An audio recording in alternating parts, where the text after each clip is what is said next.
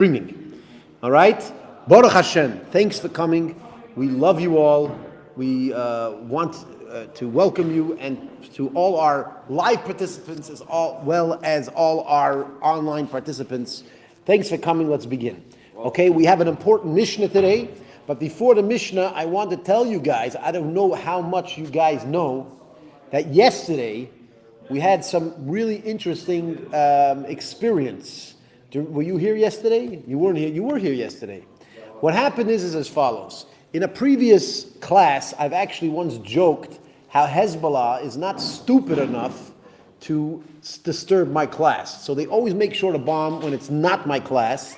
And I said that, all right? And Bezrat Hashem, I'm actually going to put together a video where I'll actually show this to you. You'll see the video clip where I said Hezbollah will not bomb us during our class, or they're not stupid enough to bomb us during my class. And yesterday, the craziest thing happened. Meshuggah. I will show you the video. We have this on video. It's caught on video. I literally said bye to the camera and said basically bye. A second after I said bye, my phone starts going off. The alarm went. The missiles are falling. The second I closed the class, literally, you can see it on the video, and I'm going to play for you the video. You're going to see it. We should have kept learning Torah. Right? So for those of you who thought that there's no connection between the power of the Torah learning and what's going on outside, Shvai Charaya. Hello, Yochanan. Let me tell you something. I'll show you the video. It is literally like the second I closed, literally, it's like I closed, ring, ring. That happened 100 times. What's that? That happened 100 times in a row and not stopping. What does God have to do? He has to stand in front of your face and say, "Hi, I'm here. I'm running the show." If He doesn't do that, you'll always make an excuse for something else, right? He has to do this and that. Listen, when God gives you a sign, say, "Thank you, Hashem, for the sign." Mazel, right? You're gonna start guessing. You know, if you're gonna start second guessing, maybe He will disturb my class. You never know. If he was by your tears prescribed, right? One day He's gonna disturb my. By the way, in all honesty, if we continue this on a regular basis, we will probably get alarmed sometime during the class. We will probably, but Baruch Hashem. So far, it's only after the class that the alarm goes off, and it was a very crazy thing that it was literally the second I closed off. Being in where? In where? Oh, he said. My student here says he wonders what the people online think about the fact that we're in the north of Israel, in the city of Tzfat, which has been bombarded over the last day of numerous times. And what do you think? If you want to put in the comments, what you think about, my student would like to hear. I'm not sure if I want to hear or not, but I don't care. My student wants to hear. All right. Anyways, let's get to the main part, which is the Mishnah that we're about to learn. This is a Talmudic class, and again, if you want to comment, you have the right and the ability to comment by putting it in the comments. If you put in the comments of the video, it comes up on my moderator's computer, and he'll say your comment if it is relevant to the class. During the class, it has to be relevant to the class. After the class, we will have a question-answer session where you can ask any question you want. It does not have to be relevant to the class. All right? We got that? Yeah. Moving on, people. As we know, we're talking about the rules of shofar. We actually discussed in the last Mishnah, we were discussing what type of shofar we use and whether we use the horns next to the shofar or not. In this, we're starting a brand new Mishnah where we're actually talking about the physical shofar and when it is a kosher physical shofar and when perhaps it's a problematic. Okay? So just because you say, "Oh, I took this from a ram's horn," doesn't necessarily mean it's kosher shofar, right? And that's what we're going to learn in the Mishnah today. All right? Masnisin, says the Holy Mishnah as follows: Shofar shenistak. What happened if there's a shofar that cracked? Okay, the shofar cracked. This is actually very common. A shofar cracks, the dovku, and you reattach them. Okay, the Rashi actually says you attach them bidevek with glue shekoirin that they used to call in ancient French glud. Yeah, that's what he writes, glud. Does that sound familiar? Glued? Because you glued it, right? You glued it. You glued it. So I like pointing out very often when there's similarity in our language to what they used. Now again, this is Rashi, and Rashi, he was quoting ancient French. So very often when people were having a difficulty understanding a particular piece of the Gemara, Rashi would actually give a translation in ancient French. Okay, in the French of his day, which was Rashi was probably about a little over 1,000 years ago, and he would give his translation in ancient French. As a matter of fact, in France till today, they very often in the universities, they look at Rashi when he uses ancient French, because very often the French themselves don't know what ancient French was. So when they look at Rashi,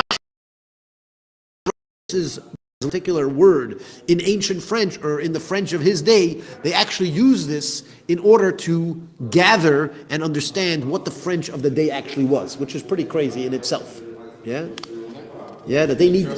You know why? Because the world doesn't realize how powerful the Torah really is. The Torah is the only consistent, if you want to say consistent movement of study that ever existed in the history of mankind, that from the time of Moses all the way till today, we're studying the same ideas, and we're connected all the way back to the time of Moses. Yeah.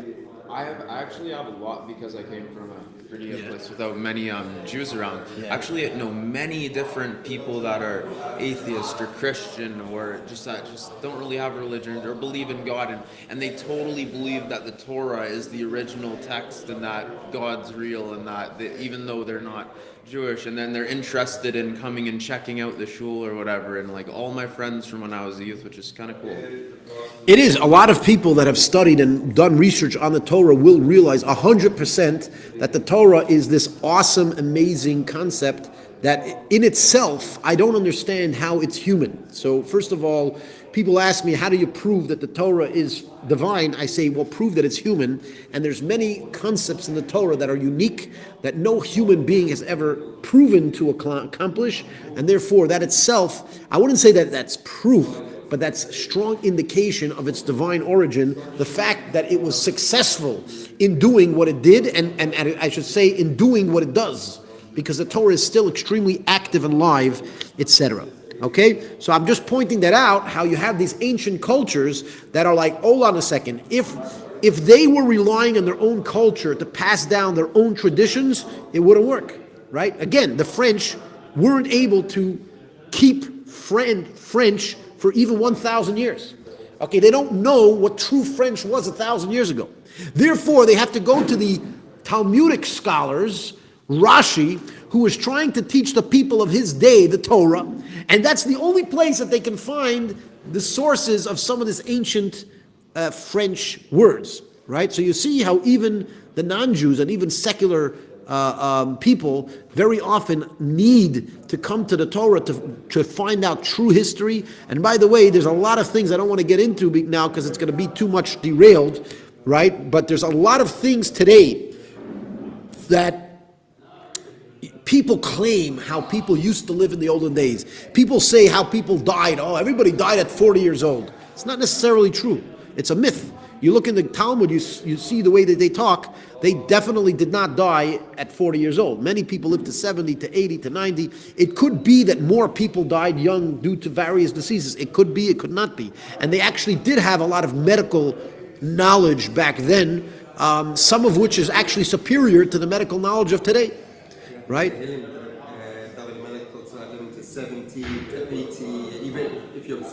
Yeah. If you're strong, you make it to 80, etc. And by the way, you could also make it to further. Right? In Pirkei Avos, it speaks about people making up to 100, and it says once you reach 100 years old, then you're kind of like senile a little bit. It kind of says that, but in a nicer way. Yeah, it basically says batal v'avar min ha'olam, something like that. Basically, it's kind of like you're not in this world anymore. Once you reach 100, you're in a different world. What's that? Once you reach 100, you can be president of the United States in your own mind. New qualification. I think we'll do better if we only let 100 years old, right? The people who actually use their brains mess things up. Maybe if they have somebody that doesn't use their brains, maybe they'll get it better. Anyways, Continue. Let's continue. Back to the shofar. So if you take a shofar that has a crack in it and you glue it back together, it is not kosher. Okay? What happens if you take a whole bunch of pieces of shofar? You basically take shofar material and you glue them all together. Obviously, it would be prohibited. It's not kosher for use on the Rosh Hashanah holiday if you took pieces of shofar and glued them together to make a horn. Yeah, nikav v'sasmu. What happens if there was like a hole? There was a hole poked in it, not a crack, but a hole was poked into the shofar. Yeah, and you closed up the hole with some type of glue or some type of material. Then it says ima akifes atakia. If the glue or if whatever you replaced actually changes the sound of the shofar, then the shofar is not going to be kosher. However, if by you gluing it and blocking the hole, the shofar sounds the same as it always did, then it is in fact kosher for use on shofar. Yeah? Good? Excellent. We've actually mentioned this in a previous Talmud. What happens if you blow the shofar into a pit that has some type of an echo? Now, if you hear the shofar, right, when you know, any of you that know how sound waves work, is the sound waves, they go until they hit something, and when they hit something, depending on what type of material it is, sometimes that material will absorb the sound, and sometimes it will just bounce it right back, and that's actually what you have as an echo, right? However, the echo is not coming directly from the shofar, it's bouncing off the wall, which means the wall itself had to do with the manipulation of the sound. Therefore, it is problematic. You're not allowed to use a shofar that you have not fulfilled your biblical obligation to hear the shofar on a Rosh Hashanah holiday if you heard the echo bouncing back. You have to hear the direct sound coming to the shofar, which means the shofar is coming from the shofar into your ear, and it cannot be bouncing off the wall. If it's bouncing off the wall, you did not fulfill your obligation. And this would be the same thing if it's a pit, if it's a dus. A dus is like I don't know, some type of a room that's built on top of the ground that also has an echo, or if you're blowing it into a barrel. If you're blowing into a barrel also, like a little bit like a guitar. You know, they make the guitar purposely for the echo, right? That's why you have that whole hollow thing, right? It actually is meant to amplify the sound, right? Because instead of hearing just the sound of the chord, you're now hearing the sound of the chord times 3 because it bounces around 3 times in the guitar before it goes out, right? So it was an old way of amplification. You play guitar? I did play guitar when I was young, Yeah. but I forget what. You don't do it anymore. Electric guitar or acoustic? Acoustic. I know like maybe one song. So that's why they have that whole big thing in acoustic, is because the sound of the strings themselves is not high enough. It's not loud enough to really hear it. And that bowl or whatever you want to call it. What do you call it? That hollow in the what do we call that thing? Is there a name for it? I don't know, maybe a mouth? I don't know. Huh? You play guitar, no? No idea. Good. You played a 12-string. That's like a big deal, man. Yeah. And I spoke to people. They said 12-string guitar. You play a 12-string guitar? Wow. Sheesh. Anyways, Jimi Hendrix coming up right here. Anyways, good. Where are we? Okay, so that if you're going to blow into a pit or if you're going to blow into a barrel, it depends. If you were able to hear the shofar directly, then you did fulfill your obligation. But if you heard the echo bouncing off, no, you did not fulfill your obligation. So too, says the rabbis, if you are walking around the synagogue and you hear the person in the synagogue blowing the shofar, right, and you were not in the synagogue, if you paid attention and you had in mind to fulfill your obligation, then you in fact fulfilled your obligation. And if you didn't, you did not fulfill your obligation. So we see here, it is extremely dependent on your mind, okay? It's a very important lesson because a lot of people think that what's going on in your mind doesn't count. But over here we see, as well as many other Jewish laws, that what is going on in your mind is vital to the outcome of what's happening. Okay? Don't just think, it's just in my mind, okay, I'm thinking horrible stuff. Wrong. This is powerful stuff. It has a massive effect on who you are, it also has effect on your surroundings. Don't ever take for granted what's going on in your head. What's going on in your head could actually affect your surroundings. Those of you who know, I speak a lot about the Lubavitcher Rebbe. The Lubavitcher Rebbe, very often people would think something in their mind, and all of a sudden the Rebbe would talk about it, right? And people were like, whoa, what's going on? People literally felt that the Rebbe knew how to read your mind, because the Rebbe was deeply in tune with greater reality, and he was able to see the impact of what you were thinking. Now, of course, if you were thinking something that was normal or irrelevant or whatever it is, then of course he wouldn't mention anything. But if he felt that it was having an impact on reality, he would. I could tell you a few interesting stories of the Lubavitcher Rebbe with this. One of them actually was Rabbi Gafni. Were you here at the big meal last week? Yeah. Remember that old man that came and spoke? Okay, so he is actually a convert. He converted to Judaism. He's originally from Australia.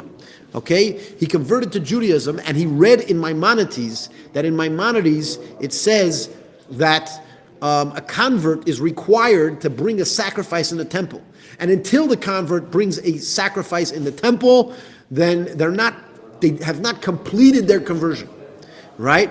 And Rabbi Gafni, who was a convert, he was once sitting by the Rebbe, and for some reason in his mind, this concept was coming up in his mind, and the Rebbe was giving a talk about something completely different, and in the middle of the talk, he kind of like pivoted to speak about that it doesn't literally mean that the person is not Jewish, it just means that when Messiah comes, he'll have to bring a sacrifice. But as of now, he's 100% Jewish, and he actually brought a few sources to prove this as a fact. David Tambolsky, what's going on here? You're brushing your teeth in the middle of learning over here. Come sit down. Huh? All right. Good. Anyways, so that's that. And by the way, the Mishnah also mentions that the same thing is with Megillah. If you hear the Megillah, you hear somebody reading the Megillah, if you paid attention, if in your mind you planned on having this to fulfill your obligation, it's good. If not, not. All right? So that's, I would say, the most important lesson we learned from here is that what? Watch out what's in your head. Don't just think, oh, it's in my head, I'm just thinking this, I'm just fantasizing. No, these are going on. As a matter of fact, there's a story of the Baal Shem Tov, where somebody once shouted out in the synagogue. He shouted out, he was angry at somebody, and he yelled at the other person, I will tear you like a fish. Right? And the Baal Shem Tov called over his close students, and it says he put his hands on their shoulders. He put his hands on their shoulders, and he asked them all to close their eyes. And when they closed their eyes, they literally saw, whatever, with their eyes closed, but they saw the scene of this man literally taking this other Jew and ripping him apart like a fish, right?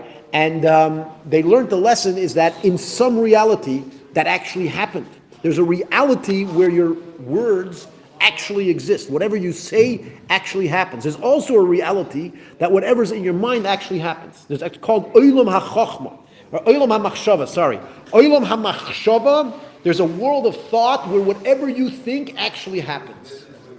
And whatever you say actually happens. It's not just that it's not just that it has power. What's that?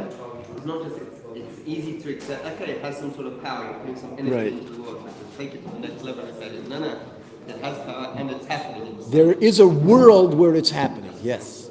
There is a world or a realm of reality where these things are actually happening right now, this second. Right? Good. And therefore you have to be careful what you think. Yeah, you have to be careful what you think and make sure that whatever you think is positive. By you thinking positive, you can change things. As a matter of fact, I think it was the Tzemach Tzedek, right? I think, if I'm not mistaken, it was the Tzemach Tzedek. I don't know why I'm getting this wrong, but it's maybe my mind is blanking. Where somebody came to the Tzemach Tzedek and cried how one of their children was extremely sick. They were extremely sick, and the doctors were worried that the person might actually die. And he came crying to the rabbi for a blessing. He said, listen, my kid, I don't want him to die. And the Tzemach Tzedek told him, tracht gut, vet sein gut, that's a Yiddish word, think good and it will be good. And the second that Tzemach Tzedek said, this person started thinking how this is awesome and everything's going to be good, and his kid is actually gonna become better. And when he came home, guess who opened the door? This very kid opened the door, which means by the time he got home, the kid was already better. Now, I don't mean he didn't live in that city, so coming home was probably a week or two later, right? Because it was a big travel. In the olden days, they used to travel very far to meet these great rabbis. People didn't live, they lived probably about as far as they live from each other today, but they didn't have cars, right? A lot of people think that because they didn't have cars, they were all squeezed into small places. It was the exact opposite. Because of transportation was so difficult, you couldn't transfer food. So people would spread out a lot more because if you wanted food, you had to be closer to a food source, right? Today, as a matter of fact, because we have such good transportation, that's why we have such big cities. This concept did not exist. The whole concept of having big metropolises like we have today only exists because we have great transportation to transfer resources from really far. As a matter of fact, you can live in New York and your food could be coming from China, it could be coming from Europe, it could be coming from Israel, by the way. Israel exports a lot of its produce, right? Yeah, you got that. Kanai Nahara. All right? Now that's the end of the Mishnah. We finish it relatively quickly. Does anybody have any questions on the Mishnah itself? Right? And by the way, anybody that's online, you could ask a question by putting it in the comments, and we will see it. Our moderator is in a different room right now, but he's going to be back in a second, and he'll tell us if anybody is asking questions. Right now, being that it's in the class, we're doing questions on the topic.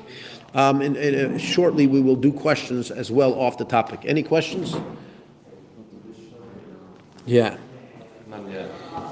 Now the question is, should we continue to the Gemara? Okay, I know it's relatively short, and we really, in some ways, we should continue to the Gemara. I think maybe not, because the truth is we usually finish the quote on Wednesday, and if we go into the Gemara, we'll probably finish the whole thing.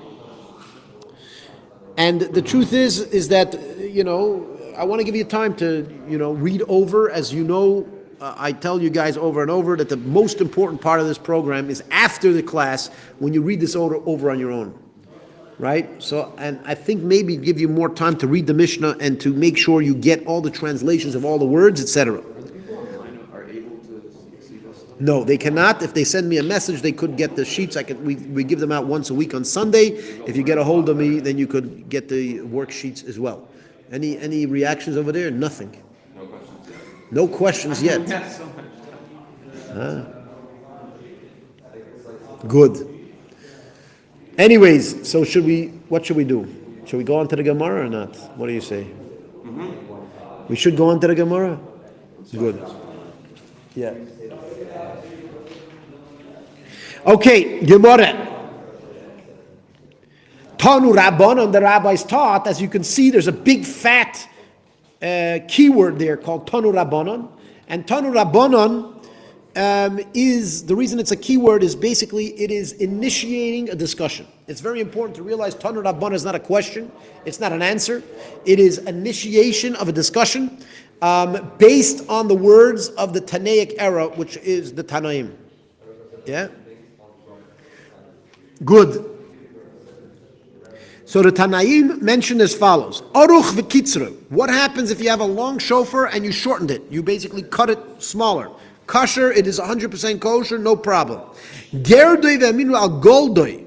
What happens if you strip the shofar or you sand the shofar down till you have this really, really thin layer of the shofar? What do you think? Kosher or not kosher? Kosher. 100% kosher. Yeah. Tzipahu zahav. What happens if you coat the entire shofar with gold? B'mokim anachas hapeh.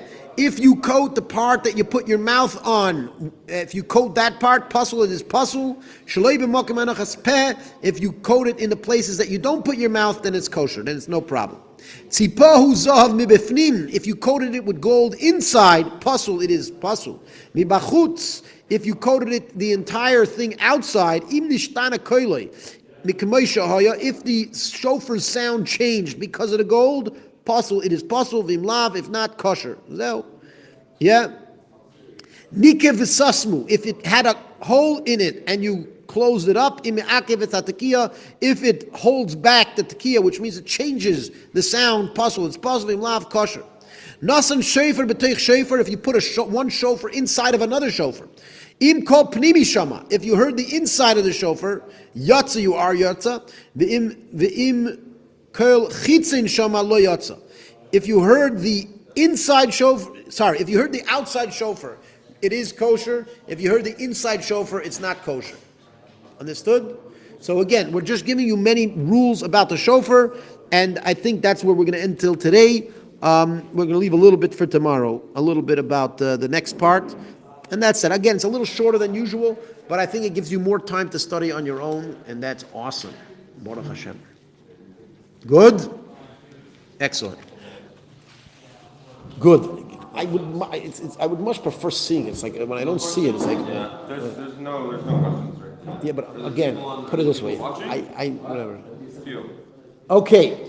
Anyways, we are going to end the regular part of the class and open up the questions. As I mentioned in the past, if you want to put a question, all you have to do is put it in the comments. Try to put it in quicker, sooner rather than later, because if you're putting it in too late, it might be under a bunch of other people's questions, and we only answer the first few questions until we run out of time, and that's that.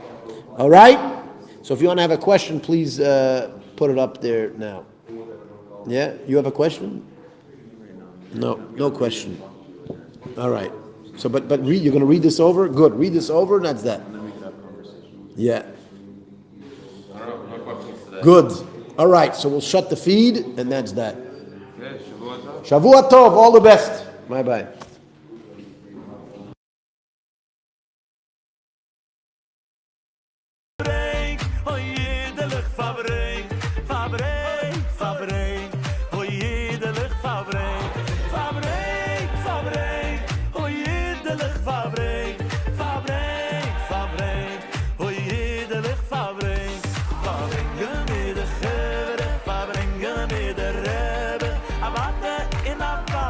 Is der Ei bist du? Verbringen mit der Gäbe, verbringen mit der Rebe.